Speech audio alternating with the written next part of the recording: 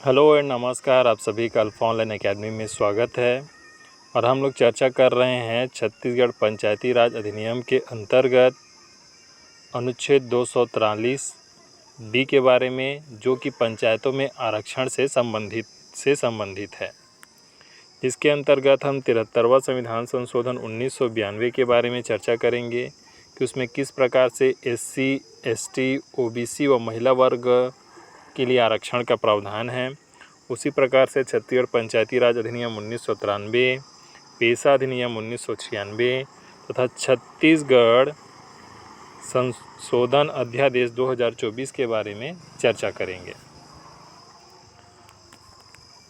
सबसे पहले देखते हैं 73वां संविधान संशोधन 1992। 73वां संविधान संशोधन 1992 में जो आरक्षित वर्ग होता है SC,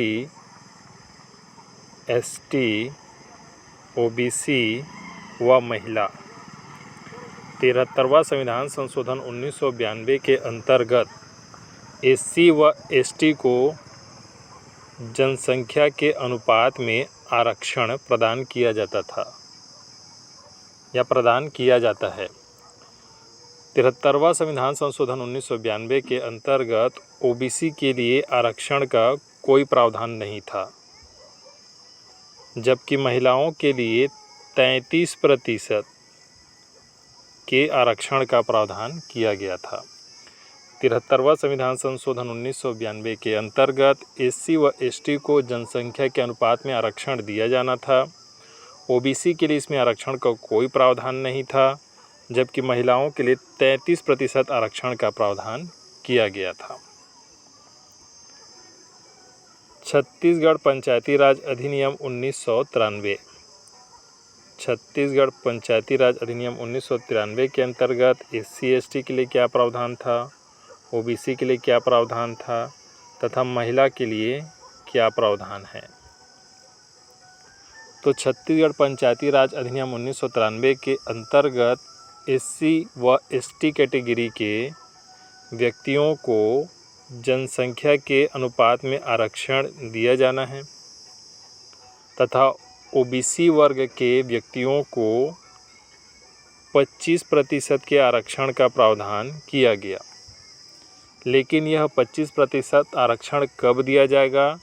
जब उस क्षेत्र में SC या ST की जो जनसंख्या है या उनका जो आरक्षण है 50% से कम है, तब OBC को 25% का आरक्षण दिया जाएगा। छत्तीसगढ़ पंचायती राज अधिनियम 1993 के अंतर्गत महिलाओं के लिए 50% आरक्षण का प्रावधान किया गया है। छत्तीसगढ़ पंचायती राज अधिनियम 1993 के अंतर्गत SC व ST वर्ग के व्यक्तियों को जनसंख्या के अनुपात में आरक्षण दिया जाना है। OBC वर्ग के व्यक्तियों के लिए 25% का आरक्षण का प्रावधान किया गया है, लेकिन कब? जब उस क्षेत्र में SC व ST वर्ग के व्यक्तियों का आरक्षण 50% से कम हो तब, तथा महिलाओं के लिए 50% के आरक्षण का प्रावधान किया गया है। पेशा अधिनियम 1996। पेशा अधिनियम 1996 के अंतर्गत SC, ST के लिए क्या प्रावधान है, OBC के लिए क्या प्रावधान है तथा महिला वर्ग के लिए क्या प्रावधान किया गया है।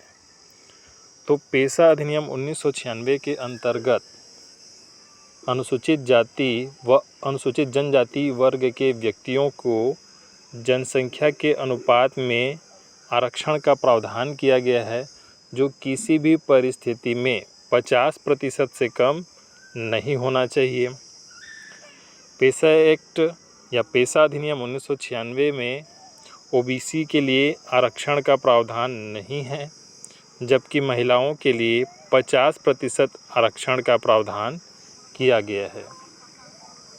पेशा अधिनियम 1996 के अंतर्गत अनुसूचित जाति व जनजाति वर्ग के व्यक्तियों के लिए जनसंख्या के अनुपात में आरक्षण का प्रावधान है, जो किसी भी परिस्थिति में 50% से कम नहीं होना चाहिए, तथा OBC के लिए आरक्षण का कोई प्रावधान नहीं है।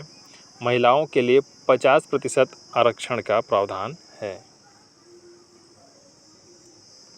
बात करें छत्तीसगढ़ पंचायती राज संशोधन अध्यादेश 2024 के बारे में, 2024 के बारे में,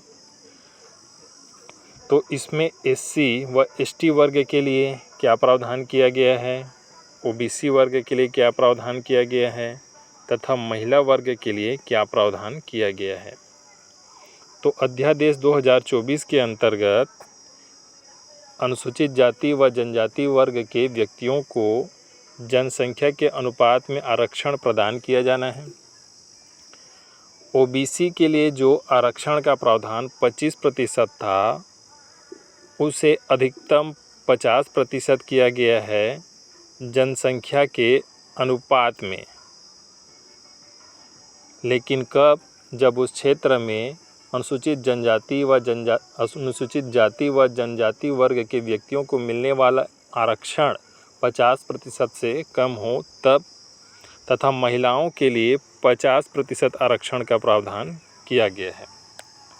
छत्तीसगढ़ पंचायती राज संशोधन अध्यादेश 2024 के प्रावधानों के तहत अनुसूचित जाति व जनजाति वर्ग के व्यक्तियों को जनसंख्या के अनुपात में आरक्षण प्रदान किया जाना है। ओबीसी वर्ग के व्यक्तियों को भी जनसंख्या के अनुपात में आरक्षण प्रदान किया जाएगा। ओबीसी वर्ग के व्यक्तियों को भी जनसंख्या के अनुपात में आरक्षण प्रदान किया जाएगा, जिसकी अधिकतम सीमा 50% होगी। लेकिन यह आरक्षण कब दिया जाएगा? जब उस क्षेत्र में अनुसूचित जाति व जनजाति वर्ग के व्यक्तियों को मिलने वाले आरक्षण का प्रतिशत 50 से कम हो तब। छत्तीसगढ़ पंचायती राज संशोधन अध्यादेश 2024 में महिलाओं के लिए आरक्षण का जो प्रतिशत है 50% निर्धारित किया गया है। चलिए देखते हैं।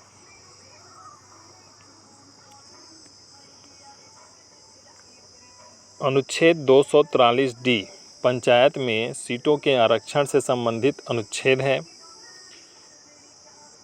आरक्षित वर्ग के अंतर्गत कौन कौन आते हैं? एससी, एसटी, ओबीसी तथा महिला। 73वां संविधान संशोधन 1992 के अंतर्गत एससी व एसटी वर्ग के व्यक्तियों को जनसंख्या के अनुपात में आरक्षण प्रदान किया जाना है। ओबीसी वर्ग के लिए आरक्षण का कोई प्रावधान नहीं था तथा महिलाओं के लिए 33% आरक्षण का प्रावधान किया गया था। छत्तीसगढ़ पंचायती राज अधिनियम 1993 के अंतर्गत एससी व एसटी वर्ग के व्यक्तियों को जनसंख्या के अनुपात में आरक्षण का प्रावधान किया गया था। ओबीसी वर्ग के लिए 25% के आरक्षण का प्रावधान किया गया, लेकिन कब? जब उस क्षेत्र में एससी व एसटी वर्ग के व्यक्तियों को मिलने वाले आरक्षण का प्रतिशत 50 से कम हो तब ओबीसी को 25% आरक्षण दिया जाना है तथा महिलाओं के लिए 50% आरक्षण का प्रावधान किया गया। पेशा अधिनियम 1996 के अंतर्गत एससी व एसटी वर्ग के व्यक्तियों को जनसंख्या के अनुपात में आरक्षण प्रदान किया जाना है। ओबीसी वर्ग के लिए आरक्षण का कोई प्रावधान नहीं है तथा महिलाओं के लिए 50% आरक्षण का प्रावधान किया गया है। छत्तीसगढ़ पंचायती राज संशोधन अध्यादेश 2024 के अंतर्गत एससी व एसटी वर्ग के व्यक्तियों को जनसंख्या के अनुपात में आरक्षण दिया जाना है। ओबीसी वर्ग को मिलने वाले आरक्षण की सीमा अधिकतम 50% होगी तथा उन्हें जनसंख्या के अनुपात में आरक्षण दिया जाएगा। ओबीसी वर्ग को जनसंख्या के अनुपात में आरक्षण दिया जाएगा, जिसकी अधिकतम सीमा 50% होगी। लेकिन यह आरक्षण कब दिया जाएगा? जब उस क्षेत्र में एससी व एसटी वर्ग के व्यक्तियों को मिलने वाले आरक्षण का प्रतिशत 50 से कम हो तब। इसी प्रकार से महिला वर्ग के लिए 50% आरक्षण का प्रावधान किया गया है। सरपंच व अध्यक्ष के लिए क्या प्रावधान है? तो ग्राम पंचायत के जो मुखिया होते हैं या पंचायत के जो प्रमुख पदाधिकारी होंगे उनका निर्धारण चक्रीय क्रम में एक पंचवर्षीय योजना के लिए होता था। 73वां संविधान संशोधन 1992 के तहत पंचायत के प्रमुख कौन से वर्ग का होगा इसका निर्धारण चक्रीय क्रम के आधार पर होता था, जिसमें एक पंचवर्षीय योजना के लिए प्रावधान किया गया था 73वां संविधान संशोधन 1992 में। जबकि छत्तीसगढ़ पंचायती राज अधिनियम 1993 के अंतर्गत 2 पंचवर्षीय योजना के लिए आरक्षित वर्ग का व्यक्ति पंचायत का प्रमुख बनता था। पेशा अधिनियम 1996 के अंतर्गत पंचायत का जो प्रमुख होता है वह हमेशा एसटी वर्ग का ही व्यक्ति होना चाहिए।